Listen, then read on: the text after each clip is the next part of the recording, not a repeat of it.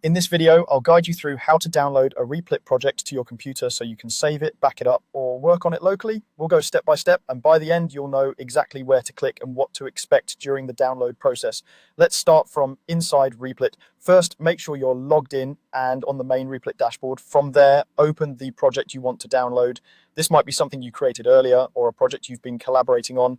Click on it just like you normally would when you want to edit or run your code. Once the project loads, you'll be in the REPL editor view. You should see your files on the left, your code editor in the center, and usually a console or output area on the right or bottom, depending on your layout. Take a moment to confirm you're in the correct project, especially if you have multiple replits with similar names.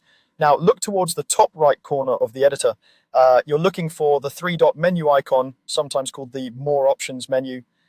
It typically looks like three vertical dots. This menu is where Replit hides some additional actions you can take on your project, including downloading it. Move your mouse to that three-dot icon and click it. A drop-down menu will appear with several options related to your REPL. Scan through the list and look for the option that says Download a Zip. It might be somewhere in the middle of the list, depending on your account and features, but it should be clearly labeled.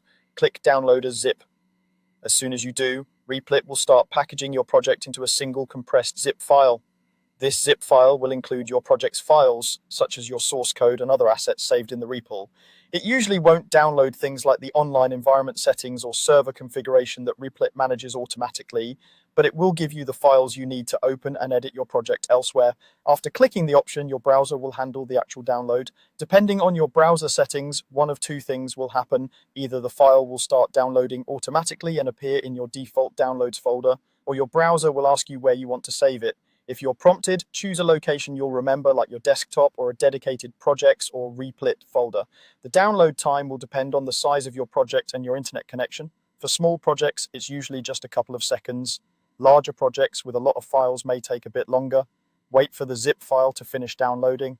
Most browsers will show a progress indicator, usually at the bottom or top right of the window. Once the download is complete, the project is now stored on your computer as a zip file. This means it's compressed into a single file, which makes it easy to move, share, or back up. To work with the files inside, you'll need to extract or unzip it.